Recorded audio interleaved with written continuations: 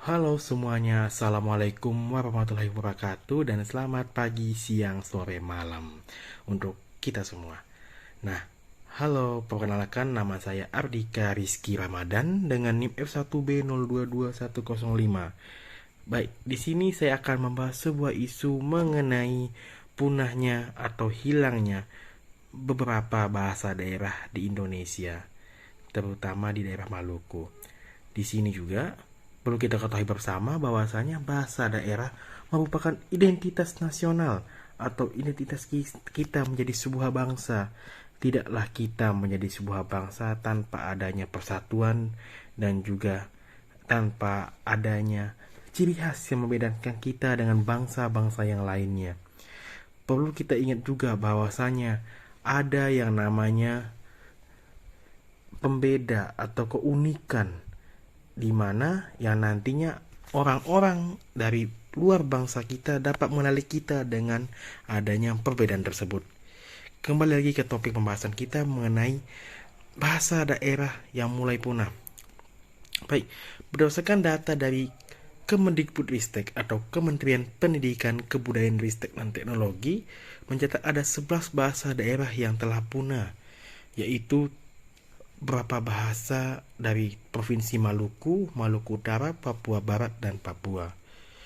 Baik, di sini telah disampaikan juga bahwasanya secara umum disebabkan oleh globalisasi yang mengarah ke monolingualisme, kawin silang atau campur antar etnis, migrasi, dan mobilitas tinggi, serta sikap bahasa penutur jati.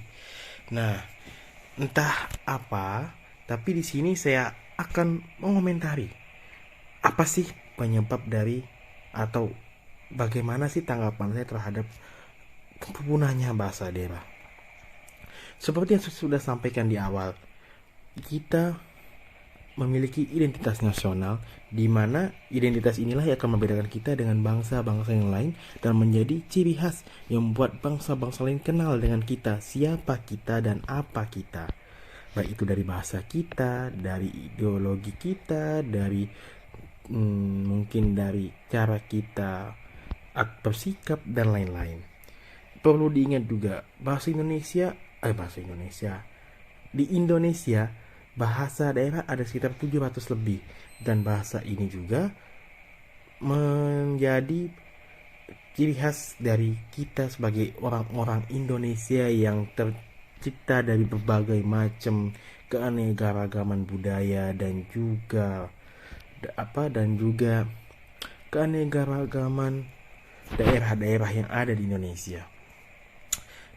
Dengan 700 bahasa daerah, kita menjadi negara kedua dengan bahasa daerah terbanyak setelah Papua Nugini.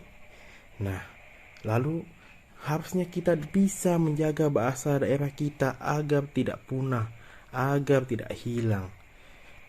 Memangnya kenapa? Ada apa dengan bahasa daerah?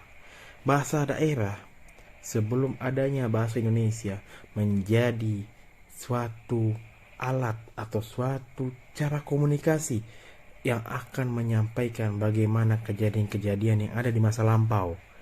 Contohnya peperangan, bencana alam, bencana dahsyat, sebuah tragedi dan segala macam yang ada di masa lalu di suatu daerah pastinya akan lebih diketahui oleh orang tersebut yang menggunakan bahasa daerah. Tidak mungkin orang yang jauh dari daerah tersebut mengetahui kecuali telah disampaikan informasi. Akan tetapi orang di daerah tersebut akan lebih tahu, dan juga mereka menggunakan bahasa daerah karena belum adanya bahasa Indonesia. Nah, dengan adanya bahasa daerah, kita bisa mengetahui kejadian di masa lampau dan juga kita bisa mengetahui kosakata unik yang mungkin baru terdengar di telinga kita. Perlu diketahui juga, bahasa-bahasa daerah merupakan cara juga untuk kita membeda-bedakan suku kita, ras kita. Dengan logat-logat yang berbeda itu akan menjadi sebuah keunikan. Kita akan bisa menebak, oh ya, ini saudara saya dari ras ini, dari suku ini saudara saya dari suku ini, berasal dari sini. Kok bisa kamu tahu? Karena logatnya beda, bahasanya begini, gini.